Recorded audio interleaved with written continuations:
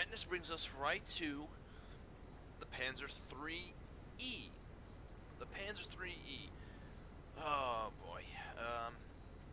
Again, this is a light tank. It could definitely take more hits than the Panzer IIG and the Panzer IC, but again,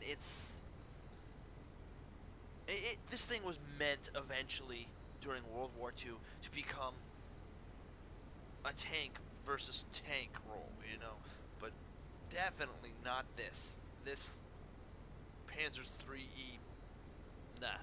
It's tank against tank it's not desirable, but it can do it, but not well. I think that's the best way to describe it. It can blaze around the battlefield pretty quick. I mean, it's got pretty crappy armor of 30, 30, 20, and like I said, tier 5s are just going to demolish this thing with no problem. Again, zip it around, top speed as much as you can is pretty much what this tank is meant to do. That and passively scout behind bushes, pick up on targets. Knowing it's a passive scout, that automatically means camo net for equipment, coated optics, binocs, vents. My time in it? To be honest, I could have done without it. I just didn't think it was that fantastic of a tank. I mean, if I remember correctly, it does end up with a derp gun. Am I thinking right? Let's see.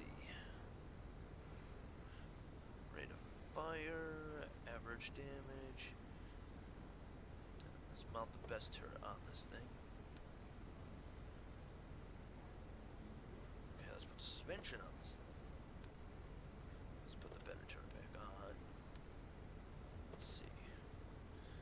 Highest damage. No, this isn't the one that I was thinking that has a derp gun. I don't know what I was thinking, but yes, again, light tank. Again, we're still at tier 3. Light tanks are everywhere. How does it stack up to other ones from other nations?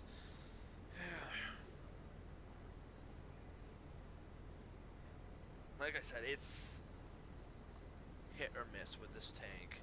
I didn't have any stellar battles with this thing. I mean, one issue I see is look at the size of that damn cupola right here. Look at that. Now, I've heard some people say that one of the Panzer III tanks has this huge, thick-ass cupola, which is the strongest part of one of the Panzer IIIs. I just don't remember which one it was off the top of my head.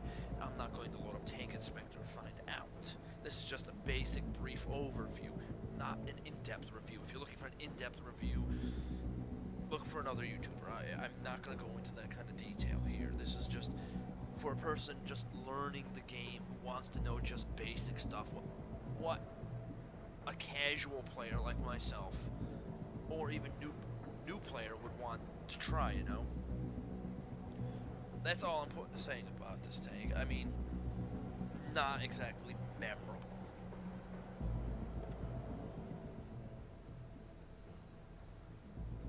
Of course, this leads us right to the Panzer IVA. Now, I am partial to Panzer IV tanks. They, in my opinion, I absolutely love them. I loved every aspect of the Panzer IV from A to J, quite literally, and all its little side modifications and offshoot builds like the Verbal Wind, and it's just the Mobile Wagon, all that stuff. It's just amazing. I mean, the chassis of the Panzer IV has been proven countless times to be reliable. And that's what you need in a tank, is that reliability. I mean, how successful was the tank? It was the second largest built and manufactured tank of World War II. on the German side. The only thing that exceeded that was the Stug 3 tank destroyer. But even 1967, I want to say, Syria brought out Panzer IVs in the Six-Day War. That's right, 1967, this tank was still being used. Not this, obviously, Panzer IV-A, but the Panzer IV in general was being used in 1967. How well it did, I'd have to go further into research on how well it did. I would imagine not over the top compared to what it was fighting, but still, Syria brought them out, and they were used during the Six-Day War, and that in itself is amazing. That's a testament to the reliability of the tank. Anyway, so how is the Panzer IV-A? Well, it is not meant to take a hit at all. The thing is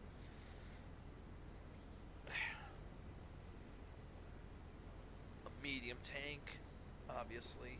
Here, let me just max everything out here. Get the suspension. Not worried about the motor, turret, get the better turret, and boom. Alright, so what we have here is an interesting medium tank. Now this Panzer IVs were meant, before tank-on-tank action, to be pretty much enemy encampment destroyers. Basically, if there's a bunker or something, they would call one of these Panzer IVs in to blast the crap out of it. That's what it was meant to do. It wasn't meant to go tank-on-tank action. This was almost like a infantry support vehicle, in a sense, you know? Effective. Yes, it was effective. They kept upgrading and upgrading and upgrading and upgrading to make it better and keep up against the armor that it was facing against and situations. They upscaled the armor, the gun, the suspension, obviously, the engine. Now, all that was changed by the time Panzer IVs got to the J variant. The lifespan of the chassis itself is just, that's it. There's even rumors, some people say that the Tiger 1 turret was tested on a Panzer IV chassis. Can you imagine a Panzer IV driving around with an 88? Well, the chassis couldn't handle the strain. It was too much. So that idea was pretty much scrapped. Anyway, again, I'm going on about my knowledge of the Panzer IVs. In-game, Panzer IV-A. What do I think about it? It's okay. It's okay. Like I said, it's A. It's one of the first tanks, from what I understand, of the series. Possibly, I may be wrong. I may be wrong on here. A may not be one of the first. I mean, it gets kind of confusing, especially when you get the Panthers and whatnot. Panthers, the A variant obviously wasn't the first one made. It wasn't. Anyway, but the Panzer IV-A here, suggestions for equipment: vents. Absolutely must be a vent. Camo net, I guess if you want to, but the top gun on here is a derp gun, and frankly,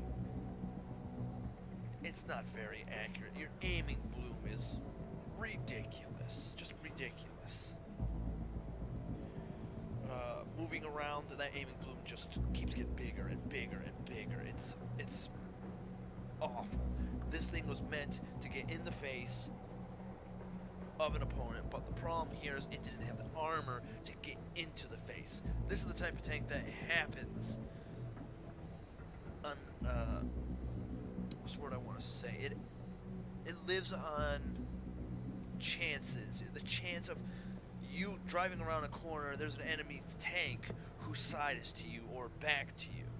This does remind me of a match I had. I had this thing on, I think it was, what the heck was it, Himmelsdorf, on that hill. I just came up the hill, I think it was on the south side, going up the hill, and a Sherman M4 saw me and said, pretty much had the attitude, big deal, it's a Panzer IV, it's tier 3. Didn't even acknowledge me. He knew I was there, obviously. He looked at me. He didn't even fire at me. He just treated me like I was like a bug and I wasn't worth his time. Well, hopefully that player that was playing that learned very quickly a Panzer IV at that range, shooting the side of a Sherman with a derp gun, is nothing to be messed around with. Sure, you're tier 5 and I'm tier 3. You're 2 whole tiers higher.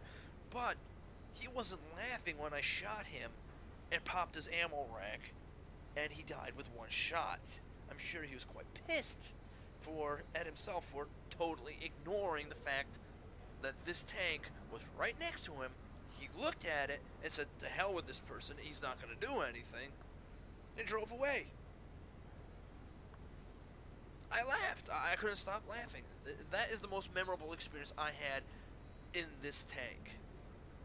Was pretty much the folly of another player who chose to ignore what the tank is capable of doing